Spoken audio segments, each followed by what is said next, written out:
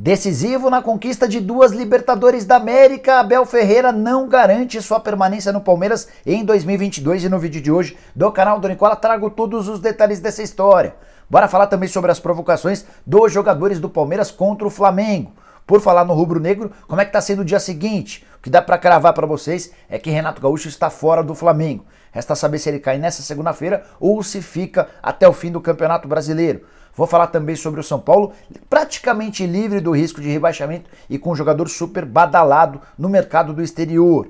Para completar, tem informação legal sobre o Santos, um zagueiro que ainda nem estreou e já tem proposta para deixar a Vila Belmiro. Falo também sobre o Atlético Mineiro, que vai bater nesse domingo mais um recorde quando o assunto é bilheteria. Tudo isso a partir de agora, não sei antes de me apresentar, sou o Jorge Nicola e criei esse canal no YouTube para mais de 1 milhão de inscritos para tentar deixar vocês todos super bem informados sobre as coisas do futebol. Se você ainda não se inscreveu e quer saber de forma antecipada sobre contratações, bastidores, finanças, salários, é só apertar esse botãozinho vermelho de inscreva-se. Combinado? Bom, bora começar o vídeo. Não sei antes contar que ele tem um oferecimento de 1xBet, a casa de apostas esportivas que é parceira de Liverpool, Barcelona, Chelsea, entre vários outros grandes clubes do mundo.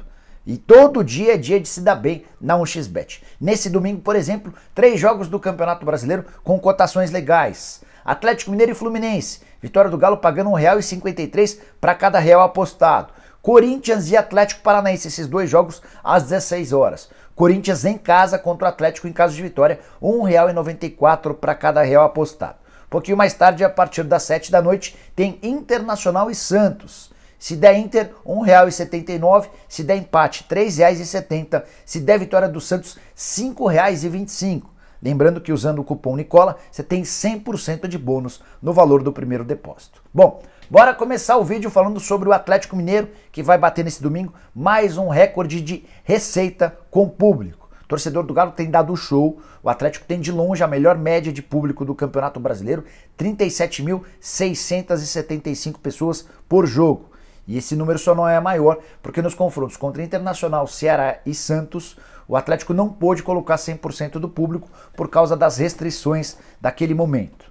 Pois bem, esse vai ser o 5º jogo do Galo de forma consecutiva com um público superior a 56 mil pessoas. Restam menos de 2 mil ingressos, todo o restante já foi vendido e esses 2 mil ingressos que ainda estão sendo comercializados são do setor roxo, o mais caro, cujo preço é de R$ 570 para não sócios, R$ 199 para os sócios da primeira categoria e R$ 285 para os sócios da segunda categoria.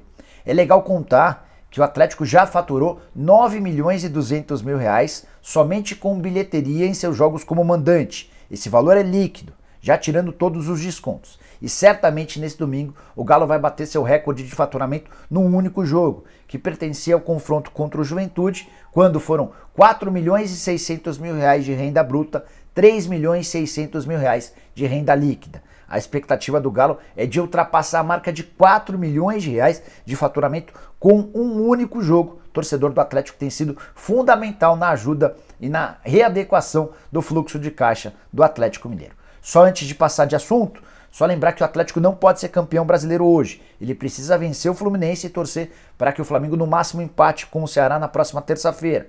Se o Atlético vencer e o Flamengo vencer, o Galo vai ter a chance de ser campeão na quinta quando enfrenta o Bahia. Beleza? Bora falar sobre o Santos com uma história, com uma informação exclusiva, mas também bem curiosa. É que o Peixe já contratou o Bauerman, zagueiro do América. Esse acordo foi fechado pelo André Mazzuco. Antes de o Mazzuco deixar a Vila Belmiro, ele havia assinado ou fechado com o Bauerman um acordo para 2022. O contrato do zagueiro revelado no Inter terminava com o América em 31 de dezembro. Já há um pré-contrato assinado, ou seja, o Bauerman se apresenta ao Peixe em 1º de janeiro. E nos últimos dias, um clube de fora procurou os representantes do Bauerman afirmando que queria contar com o jogador. Os empresários disseram não, já não dá mais, ele tem um acordo com o Santos, já está tudo certinho, já está assinado inclusive. O pessoal de fora falou, não, mas a gente quer comprar, a gente topa pagar $500 mil ao Santos para ficar com o jogador. $500 mil hoje equivalem a R$ 3.200.000. Então a curiosidade é que o Santos teve a oportunidade de vender o Bauerman sem nunca nem ter colocado ele em campo, sem nem ter apresentado o jogador. O Andrés Rueda foi apresentado essa proposta e o presidente do Santos afirmou que só topa vender o Bauerman pelo valor registrado nesse pré-contrato. o valor da multa de US$ 1.200.000 ou R$ 7.600.000. Ainda não há uma resposta desse clube do exterior. E aí, se pintar de fato essa proposta de 7.600.000, o Santos vai vender o Bauerman sem nem ter utilizado o atleta. Zagueiro que inclusive fez gol no empate 1-1 do América com o Red Bull Bragantino nesse sábado em Bragança Paulista, 25 anos de idade, formado na base do Inter, com passagens por alguns clubes do futebol nacional. Nessa temporada, 50 jogos, 1 gol e 1 assistência. Bora falar agora sobre o São Paulo, não sem antes lembrar que a gente criou um canal de cortes aqui no YouTube. O canal do Nicola vocês já conhecem, espero que já sejam inscritos, mas a gente decidiu criar o canal Cortes do Nicola, em que a gente separa os melhores trechos das lives e também conta ou separa os melhores trechos dos vídeos.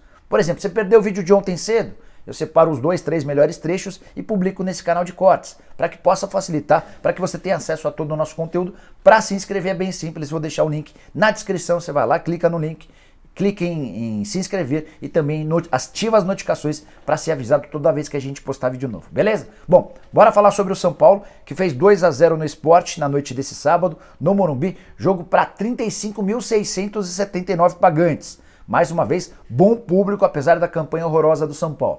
Vitória por 2-0 com gols do Caleri e do Sara. Daqui a pouco eu quero falar sobre o Sara, só antes lembrar que com essa vitória as chances de rebaixamento do São Paulo caíram para apenas 3%, de acordo com o matemático Tristão Garcia. O Santos tem 1% de chance, já se livrou. São Paulo com 3% de chance, precisaria que tudo desse errado para que o tricolor fosse rebaixado. Já o Sport, com mais essa derrota, passou a ter 99% de chances. A gente já tem a Chapecoense rebaixada, o Sport praticamente rebaixado e o Grêmio com 96% de chances de cair.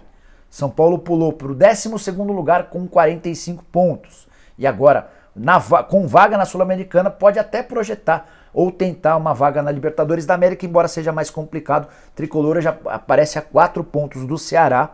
Ceará que é hoje o 8º colocado e o último que garantiria vaga para pré-Libertadores. Restam só 3 jogos para o São Paulo e para o Ceará. Difícil tirar 4 pontos em 9 possíveis.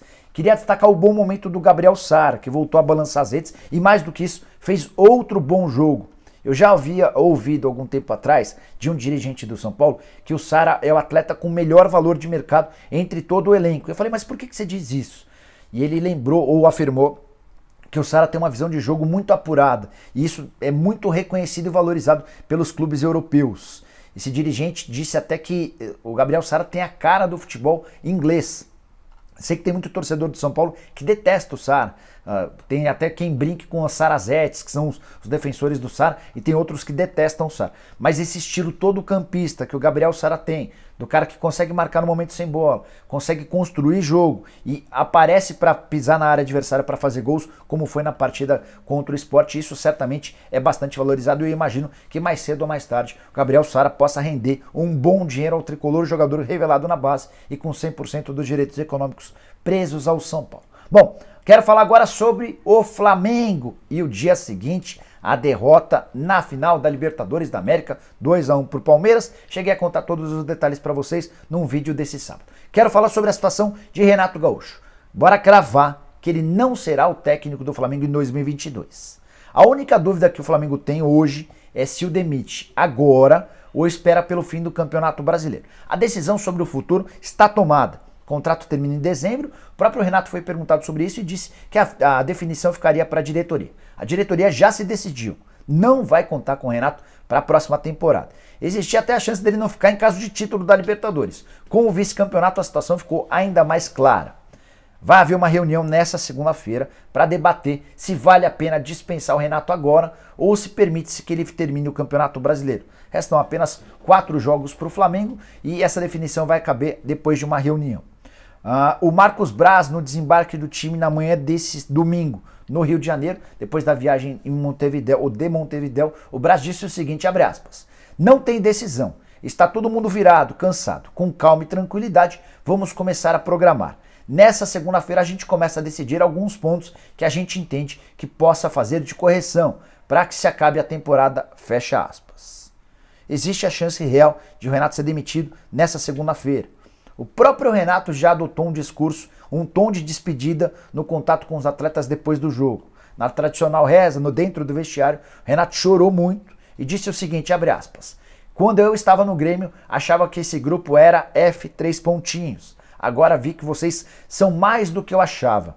Peço desculpas por qualquer coisa, aos que não dei oportunidade, mas foi um prazer trabalhar com vocês. O próprio Renato já dando o tom de que está deixando o clube, ele sabe da pressão, sabe de todo o barulho do torcedor e da insatisfação de boa parte da diretoria. Renato que colecionou um ou outro probleminha com atletas do Flamengo, mas deixará o rubro-negro pela falta de títulos. O Flamengo perdeu a Copa do Brasil na semifinal, o Campeonato Brasileiro vai terminar como vice-campeão e a Libertadores também como vice-campeão.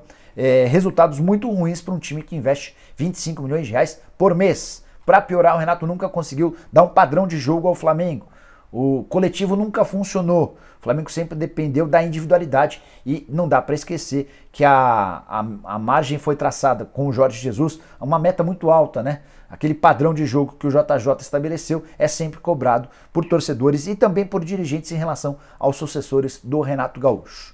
Para fechar, só queria contar que na volta ao hotel em Montevidéu, o Renato continuava muito triste, chorando. Relato de pessoas próximas de que o Renato estava inconsolável. Assim como estava o Andréas Pereira, responsável direto pelo gol do Daverson, o gol do título. O Andréas livre, sozinho, acabou errando o domínio da bola, permitiu que o Daverson roubasse ela e marcasse o gol. O Andréas, no contato com seus familiares dentro do hotel, chorava de soluçar. Assim como todos os seus familiares, ele usou as redes sociais para pedir desculpas ao torcedor do Flamengo e garantiu que vai dar a volta por cima. Por falar em Flamengo e Palmeiras, jogadores, quero contar que a volta dos atletas do Palmeiras ao Brasil foi marcada por muita zoação contra os flamenguistas. Vale lembrar que em outros tempos os rubro-negros tiraram muito sarro do Palmeiras, cantando música da Copinha, do Mundial. Dessa vez veio o troco. E os torcedores, ou melhor, os jogadores do Palmeiras cantaram o seguinte: "Ih, Libertadores, eu sou tri, Brasileirão vou nem falar, cheirinho é o C3 pontinhos", que eu não posso falar. Nós está em outro patamar, fazendo uma alusão ao que dizia o Bruno Henrique. E aí ainda houve uma última tiração de sarro. Você chegou no Galeão sem o caneco na mão. O Galeão é o aeroporto no Rio, onde desembarcou o Flamengo sem qualquer conquista de título. Devia estar engasgado nos jogadores do Palmeiras. Atletas do Palmeiras que desde o fim da partida, ainda no estádio Centenário em Montevidéu, reclamaram muito ou tiraram muito sarro do William Arão. O Arão havia previsto uma vitória do Flamengo por 2-0. Felipe Melo, Danilo, entre outros jogadores, citaram o Arão nominalmente. Palmeiras é bicampeão da Libertadores de forma consecutiva, tricampeão, levando em consideração também o título da Libertadores de 1999. Para arrematar, quero falar sobre Abel Ferreira, o grande destaque das duas conquistas. E eu não gosto do estilo tático do técnico português. Para mim ele é muito mais defensivo do que o Palmeiras exigiria ou mereceria. O Palmeiras tem elenco para jogar de forma mais audaciosa, mais corajosa. Mas é inegável que o cara tem muito mérito. O cara disputou 2 Libertadores e conquistou 2 títulos de Libertadores. Isso é inédito. A discussão agora no Palmeiras é se ele já é o maior treinador da história do clube ou não. Tem muita gente perguntando se o Abel não fez ou não faz um trabalho melhor do que fez o Jorge Jesus à frente do Flamengo. Essas discussões todas são particulares e se você quiser, use o espaço para comentários para deixar sua opinião. O que eu quero falar é sobre o discurso adotado pelo Abel na entrevista ainda dentro de campo depois do título, já preparando o terreno para ir embora, apesar de ter contrato com o Palmeiras até dezembro de 2022 com multa rescisória de 2,5 milhões de euros. Os 2,5 milhões de euros hoje equivalem a, vamos fazer umas contas rápidas, mais ou menos 16 milhões de reais. O Abel, na saída do campo, disse o seguinte, abre aspas, "O clube já me deu a oportunidade de seguir. Sou muito grato ao Maurício e à Leila, mas eu tenho que fazer uma reflexão com a minha família. Eu não consigo estar na minha capacidade máxima com jogo, descanso, jogo. É desumano o que fazem aqui. Vou parar, refletir e pensar no melhor para o Palmeiras", fecha aspas. O Abel disse isso ainda no calor do jogo, dentro de campo. Ele ainda completou, abre aspas, "Somos a equipe que mais jogos fez nesse ano e eu tenho que tratar da minha saúde física e mental, mas ninguém quer saber disso", fecha aspas. Bora tentar analisar o que está rolando por trás dessas declarações que vieram no momento de festa. Talvez tenha sido o único momento de mais tensão para o torcedor do Palmeiras desde o apito final do árbitro. ele pode estar, por exemplo, só desabafando na condição de campeão. Está muito incomodado com o calendário, joga-se muito, não tem tempo para descansar e pintou o desabafo. Ele pode estar fazendo uma tentativa de se valorizar e eventualmente conseguir um aumento salarial. Olha, pessoal, tô indo embora, hein? Que os dirigentes do Palmeiras, a Leila, que acabou de se tornar presidente, assume no dia 15 de dezembro, mas já começa a mandar nessa segunda-feira. O que ela vai pensar? Meu, eu não posso perder esse cara. O cara jogou 2 Libertadores e ganhou as 2. Vou aumentar o salário dele o quanto for preciso para conseguir mantê-lo. Assim como pode ser também o desabafo de um cara que já está preparando o terreno para ir embora. Ele veio, ganhou tudo que estava disponível e agora vai buscar outros ares. Eventualmente vai até descansar.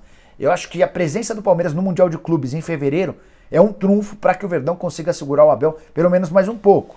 Será que ele vai desperdiçar a chance de ter a oportunidade de ser campeão do mundo pelo Palmeiras, brilhando contra um time europeu como o Chelsea? Eu acho que isso segura ele pelo menos até fevereiro. Mas os próximos dias é quem vão dizer. E você, o que você pensa sobre o Abel Ferreira? Quanto ele faria falta? Use espaço para comentários para deixar a sua opinião. Fechado? A gente se vê um pouco mais tarde. Hoje tem live. Vamos ver se a gente faz a live assim que a bola parar de rolar para Internacional e Santos. Só lembrando que todo domingo, antes da live aberta para o público, a gente faz uma live exclusiva para membros. E no último final de semana, no último domingo de cada mês, a live para membros é aberta para todos os membros, inclusive para a galera do Peladeiro. Então tá todo mundo convidado. Fechado? A gente se vê um pouco mais tarde. Abraço, bom domingo. Tchau, tchau.